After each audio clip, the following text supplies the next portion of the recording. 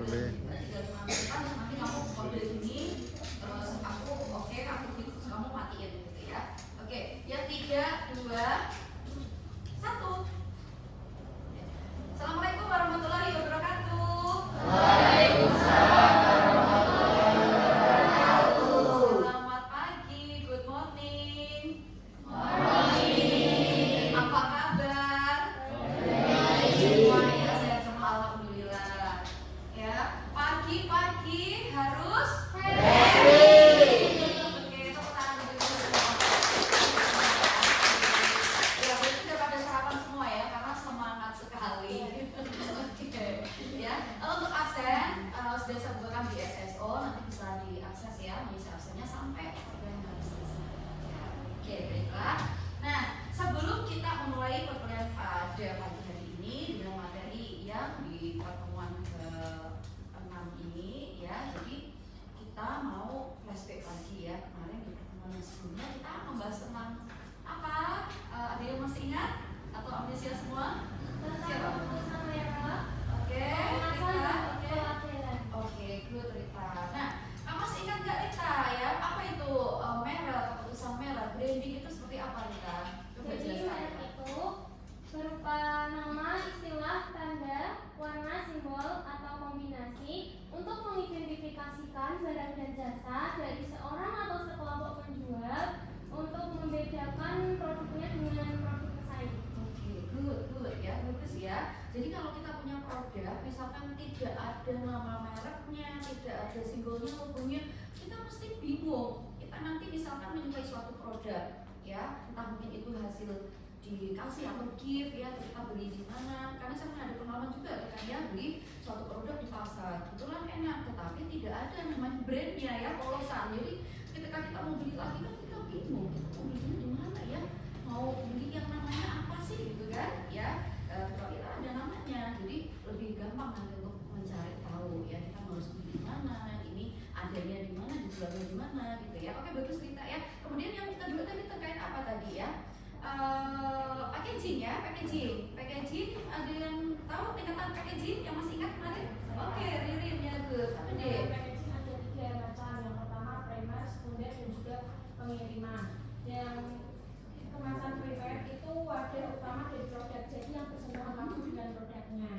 Untuk kemasan sekunder sendiri itu kemasan yang dibuang ketika produk akan digunakan. Dan yang terakhir packaging pengiriman yang diperlukan untuk menyimpan, mengetahui, dan mengirimkan produk. Oke, good ya, bagus ya. Berarti belajar kemarin ya, bisa dapat materi. Oke, kemudian terakhir yang terkait labeling ya, labeling. Siapa masih ingat labeling? Oke, Mas Ergi ya, coba jelaskan Mas Ergi ada fungsi labeling deh ya. Fungsi labeling itu buat apa sih Mas? Atau labeling itu apa dulu? Nanti dijelaskan fungsinya. Izin jawab Bu. Oke. Label adalah gambaran sederhana pada produk atau gambar yang dirancang dengan rumit, merupakan kesatuan dengan kemasan. Oke ya. Terus kemudian Fungsi label mengidentifikasi.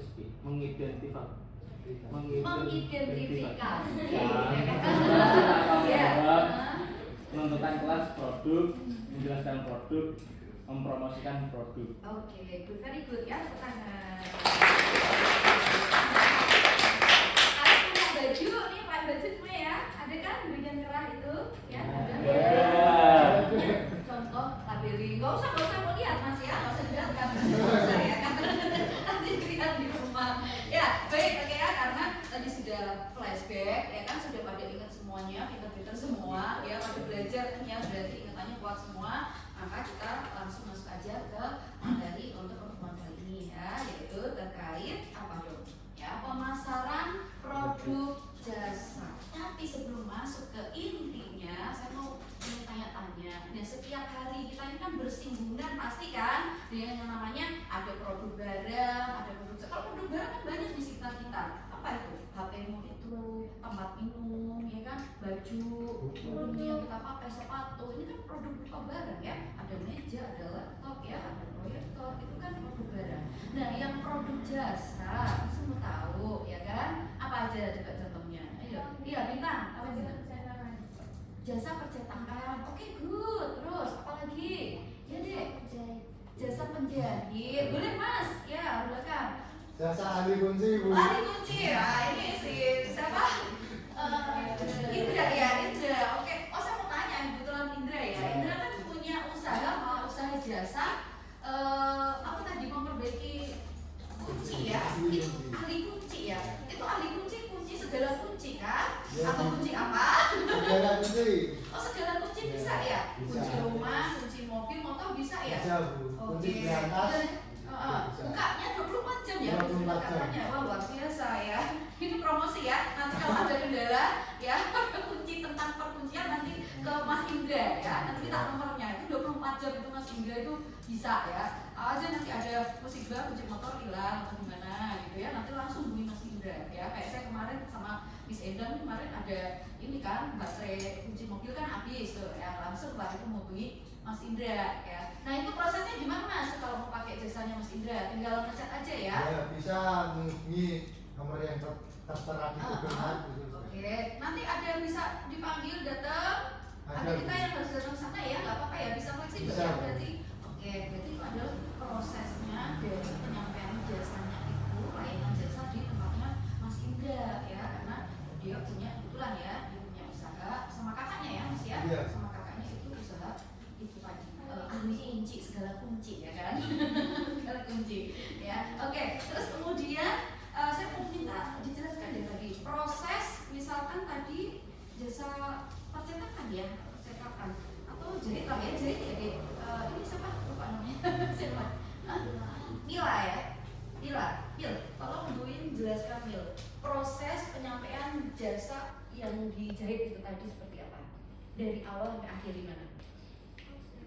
Prosesnya kalau kita mau memakai jasa seorang penjahit untuk menjahitkan baju, prosesnya dari awal seperti apa biasanya?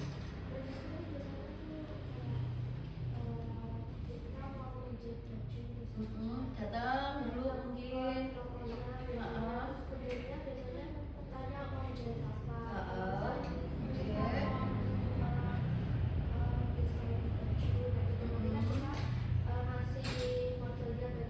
Modelnya ya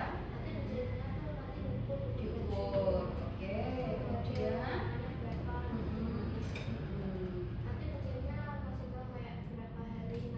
oke, fitting juga ya nanti ya, fitting udah pas atau belum, terus nanti mau dikasih space berapa longgarnya, kadang-kala badan kita kan agak membesar ya kan, agak mengecil, jadi kalau pas membesar mungkin aman, masih bisa itu nanti jahitannya diperlebar lagi gitu ya, jadi lebih nyaman lagi nanti untuk pelanggan gitu ya, biasanya terjadi seperti itu ya kalau proses jasa dijahit ya. Mungkin beda lagi kalau misalkan ke bank, beda lagi ya, kita datang kemudian masuk, biasanya security udah di depan tuh ya, saya kan bapak ibu gitu kan ya. Terus kemudian apa diarahkan tuh security udah dikasih tahu produk knowledge-nya ya, jadi kita nggak usah langsung masuk bingung, nggak usah, jadi nanti bilang aja sama bapak security nanti udah bisa marahkan, bapak saya mau bikin tabungan, oh kalau gitu isi ini dulu ibu, kan mesti gitu ya, isinya kak, itu isi dulu, baru nanti disampaikan ambil antrian, terus kemudian nanti menunggu di mana, nanti ke siapa, ke CSO atau kemana ya, kalau store kan ke kasir, kalau butuh tabungan ke CSO gitu ya. Nah nanti CSO dijelaskan di situ sampai kita membuat, setelah jadi nanti bisa ditanya ada lagi yang bisa dibantu kan gitu ya. Nah itu adalah proses jadinya jasa ya tadi. Nah kalau kita kan ini belajar pemasaran produk jasa tuh ya, gimana caranya biar ketika kita melakukan proses atau strategi pemasaran itu nanti bisa jitu, bisa efektif, bisa optimal. Nah kita harus tahu kan sebelumnya jasa itu seperti apa ya, karena kan jasa ini berbeda dengan produk. Kalian tahu bedanya bagaimana? Perbedaan utamanya antara produk jasa sama produk. Nah di MP1 udah pernah saya jelasin tuh ya. Ada yang tahu? Lupa ya? Ini satu semester gue lupa. Oke ya. Kalau produk misal kita beli, saya beli katakanlah ya, beli inilah ya. Iya, beli ya. Oke, bayar. Kayak saya bawa pulang ya kan? Iya. Coba kalau tadi kemana? Misalkan jasa ke salon deh ya. Siapa tuh? Rifki ya. Rifki mana? Ada Rifki ya. Rizky ya, siapa lah ya? Lupa saya namanya. Pergi ke salon. Oh iya salonnya membawa pulang. Mau gunting apa pulang? Oh iya kan? Ya, mantan salon ke barber bawa pulang gitu. Beli. Kan ya kan?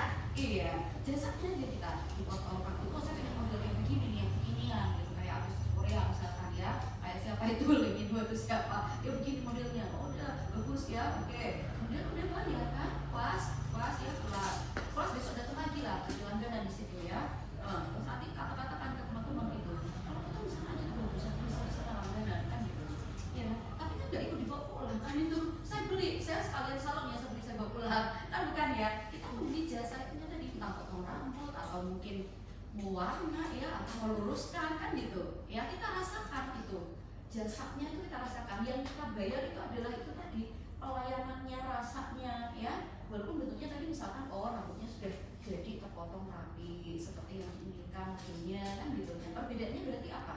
Tidak ada perpindahan kepemilikan. Beda lagi loh, mas salonmu tak beli ya kan? Ya kan kamu potong tapi memang mau beli salon nggak dijual salonnya gitu ya, harus dibeli, nanti kita kembangkan, kita gedein bisa lah, itu bisa saja, tapi kan berbeda ya konteksnya ya. Nah kalau tadi perbedaan antara jasa sama produk itu tadi ya, produk kan langsung berpindah kepemilikan beli. Nah kalau jasa tadi bisa langsung dibeli sama segunting-guntingnya, sebenarnya ya kan, dibeli semua salonnya. Contoh ya, paham ya sampai sini ya? Paham sampai sini. Oke, kita lanjut dulu. Nah, jadi pokok pembahasannya nanti kita akan bahas terkait pengertian jasa yang pertama, yang kedua adalah nanti karakteristik jasa itu yang kayak gimana sih gitu ya. Jadi kalau misalkan mau bikin strategi pemasaran yang ya harus tahu dulu jasa itu sebenarnya kayak gimana ya, tingkatan produk jasa itu ada apa aja, jenisnya ya, kualitas, nanti paling banyak diteliti ya terkait dengan kualitas jasa itu, serviceability banyak diteliti ya. Kemudian indikator kualitas jasa ya, oke. Nah untuk pengertian jasa ini ada beberapa yang menurut orang ahli ya. Jasa menurut BOD ya 2001 yang mensitasi punyanya Broadross tahun 90. A service is an activity ya, or series of activities of more or less intangible nature that normally but not necessarily take place in interaction between the customer and service employees and or physical resources or group and or system of the service provider which are provided as solution to customer problems. Mudah nggak? Nggak mungkin ini sudah kita terjemahnya di bawahnya. Itu sebenarnya ya. Ada jasa pelayanan adalah kegiatan atau serangkaian kegiatan yang biasanya kurang atau tidak berwujud ya, terwujud tidak berwujud, karena bisa dirasakan aja tadi ya, dirasakan itu, tapi tidak begitu ini ya, maksudnya tidak begitu penting ya, tidak begitu penting, maksudnya bukan ini ya yang spesifik bagaimana, ini kan bisa dirasakan setelah melakukan experience gitu ya, setelah melakukan experience ya, berinteraksi berlangsung interaksi langsung antara pelanggan, antara karyawan ya, dengan yang tadi melakukan sumber daya manusianya itu tadi yang melakukan pelayanan, kita unsur-unsur yang terkait dengan pelayanan tersebut, entah itu suasananya ya kan, mungkin tadi di bank ruang tunggunya nyaman, misalkan ramah, tadi dari CSO-nya, dari satpamnya, security-nya ya, ke penjahitnya tuh enak ya kan, misalkan kita meminta permintaan ini itu dia bisa skillnya bagus, itu kan salah satu penunjang juga ya kan dalam penyediaan jasa layanan sebagai solusi untuk memecahkan masalah dari yang dihadapi oleh pelanggan ya. Kalau perbedaannya tadi intinya adalah ya dia itu memang tidak berwujud ya kan, sedih gimana ya, kalau berwujud malah gimana nanti serem ya kan ya gitu. Kemudian ada pengertian lagi ya, jasa adalah setiap tindakan atau kinerja yang dapat ditawarkan kepada pihak lain ya, yang pada dasarnya tidak berwujud, yang tidak mengakibatkan ini ya kepemilikan sesuatu ya, produksinya mungkin saja terkait atau mungkin tidak terkait dengan produk fisik ya, itu tadi.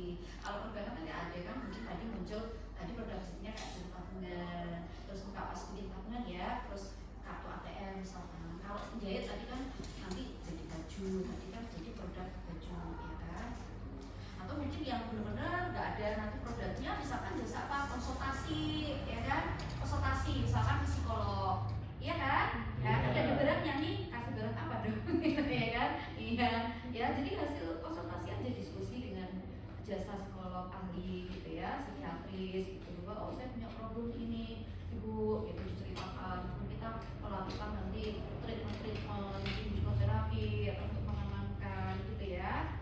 Contoh ya, contoh lain dari jasa. Nah ini masih sama ya, masih sama. Kemudian kita lanjutkan. Nah ini kenapa tadi kok saya bertanya itu prosesnya menghadirkan jasa itu seperti apa ya? Jadi tadi udah dijelaskan Mamila tadi ya, contoh tadi kan dipenjahit. Terus tadi saya kasih contoh juga kalau di belakang ini ada contoh ketika orang menginap di hotel. Nah, menginap di hotel lucu nggak langsung masuk itu assalamualaikum sama menginap juga ya kan? Iya, injut ya. Itu otomatis kan kalau sekarang banyak tuh aplikasi-aplikasi itu kan kita bisa buka dulu kalau kita lagi mau merencanakan mungkin perjalanan, nanti kita bisa tuh di situ pakai aplikasi itu ya, segala macam itu yang bisa pesen dulu ya, ini di mana hotelnya, kemudian fasilitasnya apa aja, harganya berapa kan gitu, kalau plus makan sarapan berapa, kalau enggak berapa gitu ya, gitu. Jadi parkir dulu kan udah tahu tuh, oh ini hotelnya lagi liburan misalkan, parkir dulu, habis parkir baru kemana, check in ya, check in. Terus nanti ada resepsionisnya di situ, ditanya udah pesen apa belum gitu kan, kalau belum berarti ya udah langsung aja on the spot gitu kan, pesen kamar masih ada nggak mas, kamarnya speknya apa, oh karena kita keluarga besar, pengennya yang besar gitu, atau cuman berdua aja, berdua ada yang mau ini kan bednya yang satu atau bednya yang dua gitu kan, oh bisa aja ya, dia tidurnya ini soalnya banyak pola ya kan gitu ya. Kemudian menikmati itu pelayanannya di hotelnya ya, kamarnya ternyata sesuai ya dengan yang saya bayarkan, bagus, waktu masuk wangi ya kan, wangi bersih, rapi semuanya gitu ya, lampunya ada salah, ada TV, fasilitasnya lengkap di situ, airnya ada anget hangatnya, sesuai lah ini dengan ekspektasi lah ya, view-nya bagus, buka tirai view-nya bagus misalkan ya. Kemudian ada kan panggil telepon, oh resepsionisnya cepat ya, cepat datang, memuaskan ya, ini klien sesuai dengan apa yang saya bayarkan gitu ya. Dan sampai dia proses nanti check out ya, keluar dari hotel ya, itu semua prosesnya. Walaupun nanti di dalam kan ada proses eksperimen itu tadi mulai merasakan pelayanannya seperti apa ya, tuh oh kamar mandinya ternyata bersih bagus, enak wangi juga, oh airnya kenapa airnya nggak keluar misalkan, komplain ya, air pernah ada yang bocor, kok bocor dari mana, kan warna resepsionis ya, oh cepat datang di atas itu 30 menit nggak ada, udah nggak bocor, selesai. Terima kasih, bagus ya pelayanan. Contoh ya.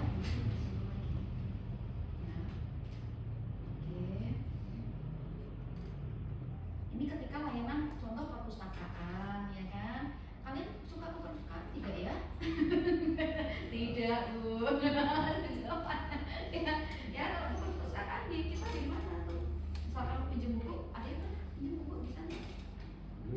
Belum pernah, berarti nanti harus pinjam ya, harus ke perpustakaan ya, harus pinjam ya, ini dikasih tugas nih sama Bin ya, biar nanti bisa tahu proses jasa ini, walaupun kan kalau kita nggak bayar kan kalau di sini ya, tapi silakan dirasakan aja tuh kalau di perpustakaannya kampus kita ini nanti seperti apa pelayanannya ya, ketika kalian nanti butuh masuk, nanti kan ada tuh Mbak Chandra sama Bu Yuli kan di sana kan, nah nanti coba lah kalian mau butuh di mana nanti alurnya seperti apa, oke ya, besok kita diceritakan ya di pertemuan ke depan ya, yang sudah merasakan ya, masa nggak pernah ke perpustakaan sekali, pernah tapi mungkin kalian mengerjakan tugas kali ya di sana ya, tidak mau pinjam buku ya, tapi sudah sekali pinjam buku ya. Ada yang lengkap juga buku refleksi manajemen ya, karena kita udah tahu di sana. Jadi biar kalian nanti merasakan ya prosesnya seperti apa, pelayanannya bagaimana di sana. Oh ramah, Mbak Chandra ramah, Willy ramah kan gitu ya. Cepat juga. Gitu. Oh caranya begini bu, nanti ada ternyata nulis, ada kartu apa segala macam gitu ya. Jadi silakan nanti ya, itu tugasnya. Gitu. Oke siap ya. Nah kemudian berbicara terkait jasa, biar lebih memahami kita harus tahu ya terkait karakteristik dari jasa. Yang pertama adalah tadi sudah disampaikan bahwa apa tadi, intangible, tidak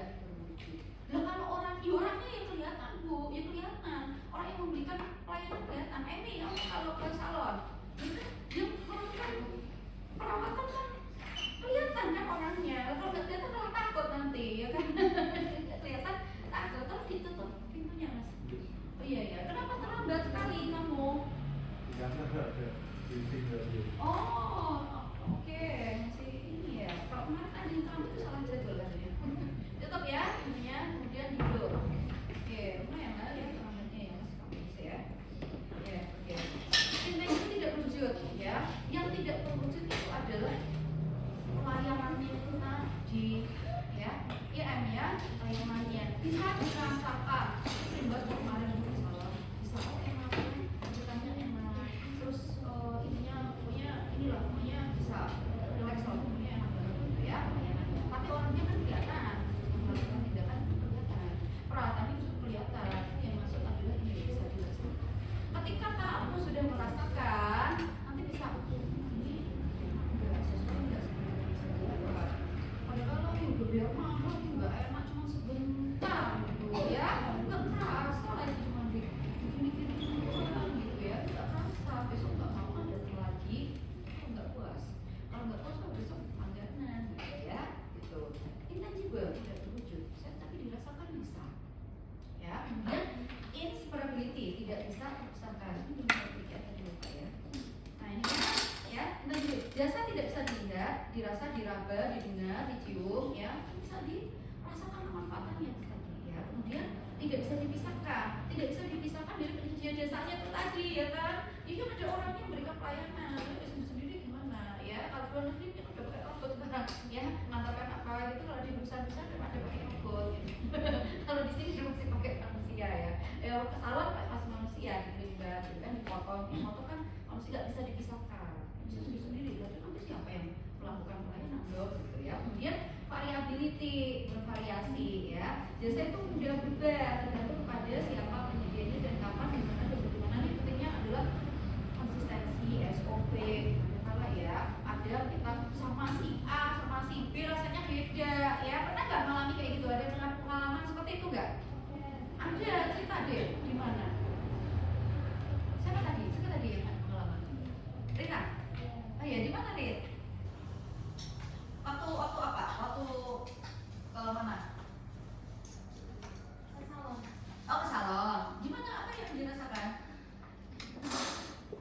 Kadang-kadang ada yang pelayanannya agak sedikit keras. Oh oke. Ya ada beberapa karyawan lah di situ katakanlah ya yang memberikan pelayanan. Kemudian katakanlah si KKA. Si KKA ini kalau kasih pelayanan itu enak, ramah gitu ya, senyum, sapa, salam, ya, dia istilahnya humble lah ya, humble, enak lah gitu, jadi nyaman kita ya. Tetapi ada misal si KKB gitu ya, dia kurang ramah gitu ya, jutek-jutek gimana gitu ya. Oke, kita layani. Nah, menurut kamu nyaman dengan yang mana? Ya pasti yang KKA ya. Nah, ketika nanti besok kamu misalkan kesana lagi, pilih kan otomatis ya, sama si A sama si B. Atau kalau misalkan tadi kenyataannya sama-sama dua-duanya tidak membuat nyaman, mau nggak kira-kira kesana lagi? Nggak mau ya, iya pasti memilih tempat yang lain, di tempat lain yang mungkin tanya apa sama aku nggak enak itu pelayanannya, oh aku bisa di sana tuh bagus itu, besok sana aja cobain gitu ya. Apa yang direkomendasikan sama teman sini gitu. Nah ada pengalaman juga kayak gitu, kadang dipegang KKA enak, besok lagi beda lagi, ya kok beda ya gitu ya. Tapi ada nggak di salon di Semarang itu ditanya nanti, ini keras nggak dia gitu nggak sih kalau kalian misal ya ditanya ya kurang keras gak? Kalau dia keras banget aku nggak bisa pulang dari situ, pusing semua ya kepala ya kan, budget semua yang ada ya gitu. Ditanya terlalu keras nggak gitu, itu bagus ya, berarti kan dia udah sesuai SOP tuh kalau kayak gitu ya. Tuh terus kalau yang sesuai SOP kak, ya itu pasti ada kok. Itu harus ngapain dia berapa itu, misalkan ya memijit gitu ya, memijit pola ini itu berapa kali itu ada ya, karena kita nggak menuliskan kayak gitu. Itu ya sesuai standar itu bagus ya. Berapa ini 10 kali 10 kali, terus kemudian begini nanti 10 kali 10 kali. Jadi kan nanti jamnya akan porsinya akan sama gitu ya. Enggak kok di sini sekarang ya lagi moodnya bagus sekali, besok moodnya nggak bagus 5 kali gitu ya. Kan jadi sebentar banget sih, nggak sama, nggak standar ya. Nah gimana caranya nanti biar bisa memberikan proposal itu ke teman-teman, tadi penting sekali itu untuk standar base-nya dari unsur pelayanannya, karena siapapun nanti yang pegang itu akan tetap sama yang dirasakan ya. Tuh kan ada standarnya ya. Oke. kemudian perishability ya, mudah lenyap ya, jasa tidak bisa disimpan untuk dijual. Aku menggunakan kemudian tak simpan, nggak bisa, aku tak simpan. Ya, bolpen bisa lah, simpan kita apa? Kalau jasa kan nggak bisa. Kita resort kemana liburan, misalkan, masa ya sepuluhnya kamu kantorin nggak pulang? Kan tidak, ya kan?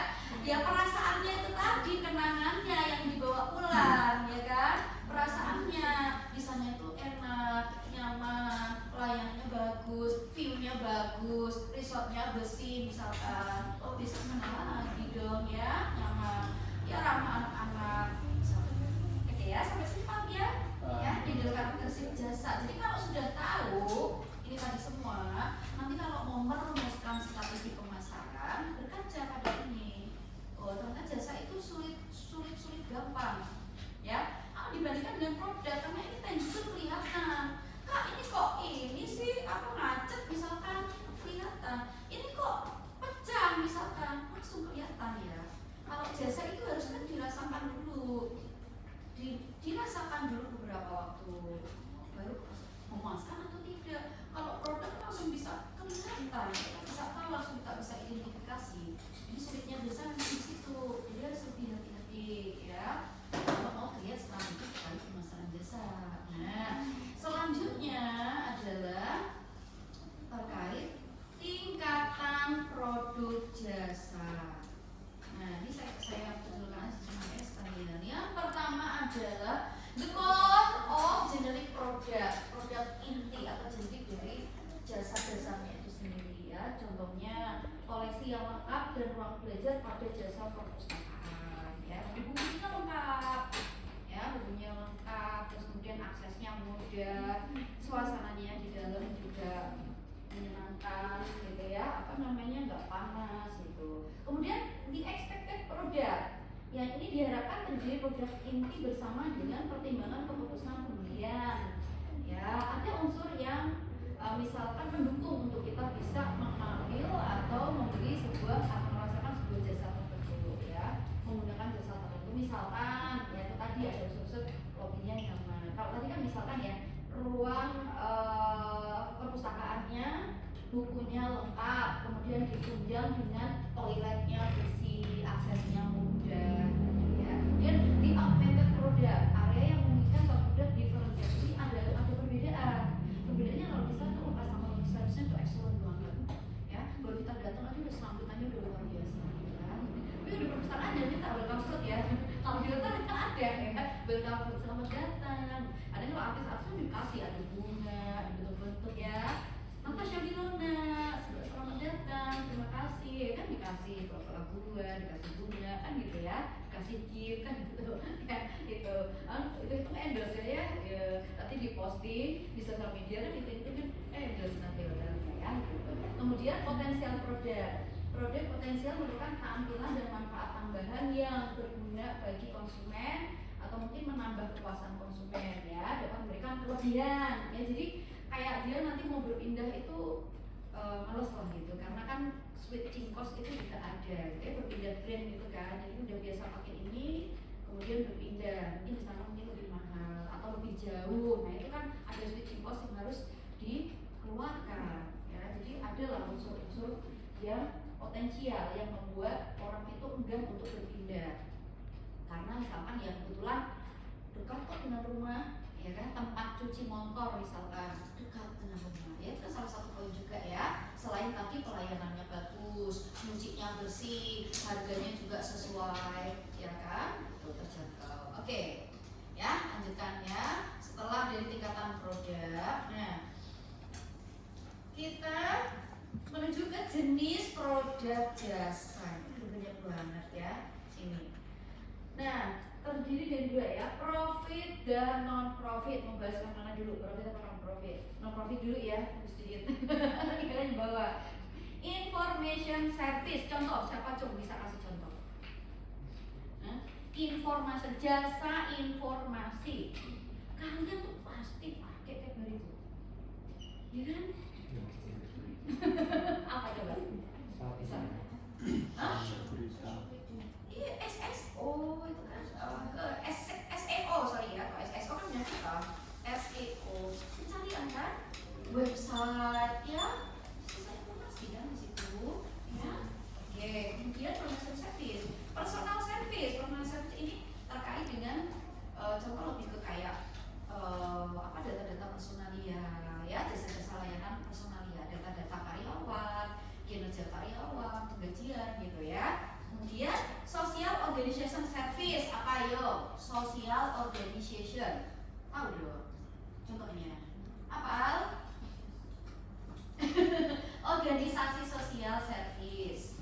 tentang organisasi sosial service, jasa organisasi sosial.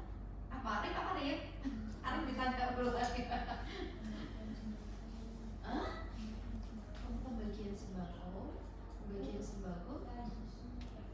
Oke, bisa ya. Lazismu digrupkan kan ada itu lazismu ya. Oke, bisa, bagus ya, Ririn ya. Oke, good. Untuk yang kita sendiri ya, digrupkan kan ya. Oke, kemudian religius, karena religius kita cuma religious institution service apa juga? Jasa pelayanan ini institusi berbau agama, pondok pesantren bisa, sekolah-sekolahan Islam bisa. Oke, ya, bagus. Nah, kemudian kita lanjutkan dengan non-profit, lanjut ke yang profit. Personalized service secara personal, contohnya seperti apa? Email marketing, misalkan, ya kan? Ada dapat email, kan ada tawaran, bla gitu ya. Oke, kita tawarin tuh. Kita lagi ada produk baru misalkan, ya secara personal. Ya. Kemudian financial service, contohnya. Oke, bagus ya. Perbankan, Ami ya. Terima kasih Ami. Perbankan terus apa lagi? Banyak ya. Selain perbankan apa lagi Bu? Ya modal-modal sekarang itu kan bisa kalian bayar lewat apa itu? Ya betul ya. Ya kekinian kan kalian pasti itu sekarang juga kalau misalkan beli juga kalian tinggal punya tenggat kan, nggak pakai cash kan? Iya. Karena kalian akan pusing ketinggalan dompet. Ketinggalan HP ketinggalan dompet ya. Yuris semuanya kita pakai hampir setiap hari lah ya. Semuanya. Ada yang nggak pernah pakai Yuris? Pakai Yuris ya. Kemudian entertainment services. Contohnya entertainment, hiburan, jasa layanan hiburan, open trip, bioskop, good, oke, apalagi? Apa? Open trip tadi kan boleh ya, hiburan ya kan, giling-giling, ya. Apalagi? Tayangan ya mungkin kalau olahraga itu juga kan masuk bioskop juga ya. Konser ya kan jasa tuh kalian beli tiket kan ya, besok ada konser apa di mana, di alun-alun Bukan misalkan konsernya siapa, Denny Caknan ya. Oke. Kemudian location services pasti kalian betul, bagus map ya, Google Map. Tapi walaupun itu ada kala dibelin ya Google Map ya. Putar kemana, malah kadang nyasar ngikutin Google Map ya. Jadi alangkah baiknya Google Map itu juga dilengkapi dengan tanya-tanya dulu kali ya. Kalau kesana lewatnya mana sih gitu. Nanti kita berbelok di jalan kecil ya. Kita nggak bisa keluar nanti. Ya itu kendalanya Google Map ya. Tapi so far ya kalau bukan ke daerah yang terlalu gimana banget kita nggak paham, mestinya ya masih inilah cukup membantu ya Google Map itu. Terus kemudian apa lagi? Find My Kids ya kan? Find My Kids, saya bisa pakai ya. Ada di aplikasi itu bisa lihat kan? Nanti bisa menemukan lokasi, berbagi lokasi. Oh ini bisa terkontrol tuh.